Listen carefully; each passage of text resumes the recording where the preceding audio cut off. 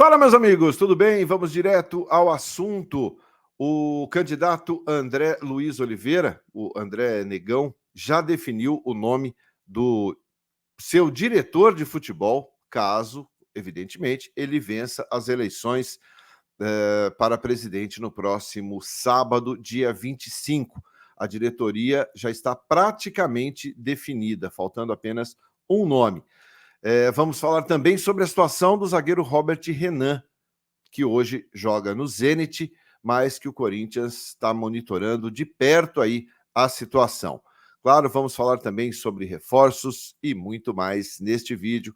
Eu sou Ivan Andrade, você está aqui no 12 em Campo. Seja muito bem-vindo, se inscreva no canal e bora falar de Corinthians.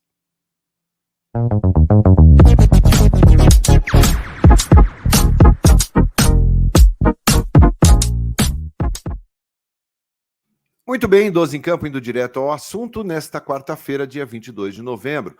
Vamos começar falando sobre o zagueiro Robert Renan.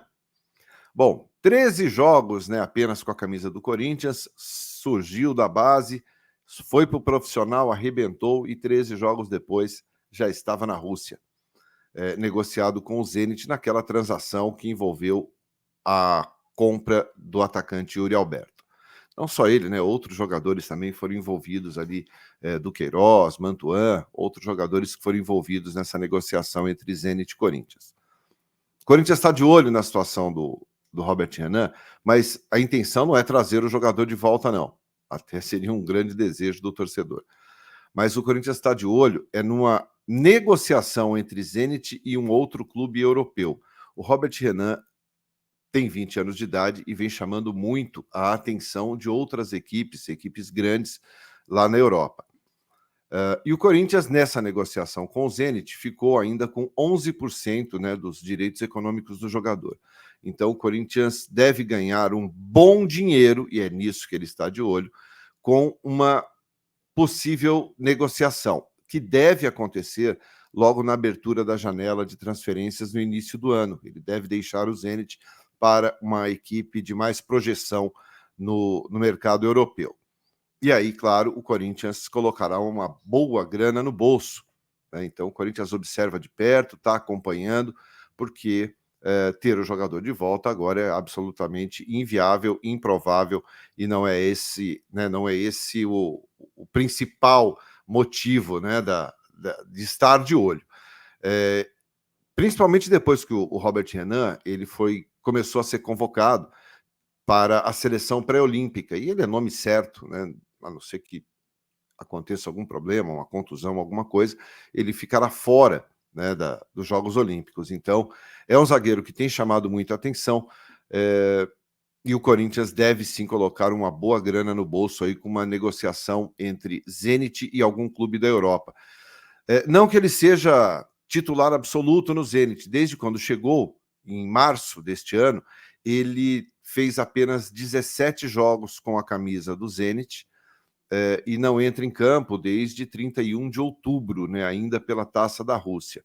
Mas é presença garantida na seleção brasileira pré-olímpica, e o Corinthians observa de perto ali uma possível negociação e uma venda do Robert Renan com um grande clube europeu. Tá? Então é grana no bolso e evidentemente que o Corinthians está de olho nisso. O que você acha do Robert Renan? Você gostaria de tê-lo de volta ou não? Ou tá bom, deixa como tá. Ou a zaga tá te agradando? Comenta aí. Falando agora sobre eleições no Corinthians que acontecem no próximo sábado, dia 25 de novembro, a partir das 9 horas da manhã, lá no Parque São Jorge, onde conheceremos o próximo presidente, né, para o próximo triênio, 24, 25 e 26. André Luiz Oliveira, de um lado, Augusto Melo do outro, e claro que começam as especulações com relação a quem ocupará qual cargo. O André Luiz Oliveira definiu, e já foi anunciado, que o seu diretor de futebol será o ex-presidente Andrés Sanches, que é um homem forte dentro do clube, que foi presidente em 3 oportunidades, mas desta vez seria o diretor de futebol e, obviamente, o cara que mandaria no futebol do clube, caso, repito, o André Luiz Oliveira seja eleito o presidente, tá? Esse cargo já está definido, faltando ainda o cargo de executivo de futebol. Tanto um candidato quanto o outro já disseram que contratarão um executivo de futebol, e aí a gente sempre cai naqueles nomes, né? Rodrigo Caetano, Alexandre Matos, mas existem outros nomes, né, também fortes dentro do futebol brasileiro. Claro que quando se fala em executivo de futebol, o nome dos dois, né, são sempre nomes que estão na mais alta galeria ali, na mais alta prateleira dessa função. Então, pelo lado do André Luiz Oliveira, o nome do Alexandre Matos é um nome muito forte. Pelo lado do Augusto Melo, o nome do Rodrigo Caetano também é um nome bastante cogitado. Em caso de vitória do André Luiz Oliveira, por exemplo, já foi definido que o Daniel Bialski vai continuar sendo o diretor jurídico do clube. Esse nome já está lá trabalhando hoje, né? O Daniel Bialski já é o diretor jurídico e ele seguirá à frente dessa função. E o João Carlos Sched cuidará da parte financeira do clube, caso tenha vitória aí do André Luiz Oliveira. Pelo lado do Augusto Melo, né, por enquanto ele só confirmou o nome do Rosalá Santoro, tá? Que é um economista e será o diretor financeiro caso Augusto Melo vença a eleição. Tá? Mas acho que o que mais chama atenção é com relação ao André Sanches, né, pelo lado da situação. É lógico que é o personagem que articula toda a questão política por parte da chapa da situação, é o cara que costura os acordos, é o cara que tem uma influência muito grande, e aí seguirá no departamento de futebol do Corinthians no principal cargo. Quero saber o que você acha aí dessa situação, André Sanches de volta ao poder dentro do clube, né, diretamente.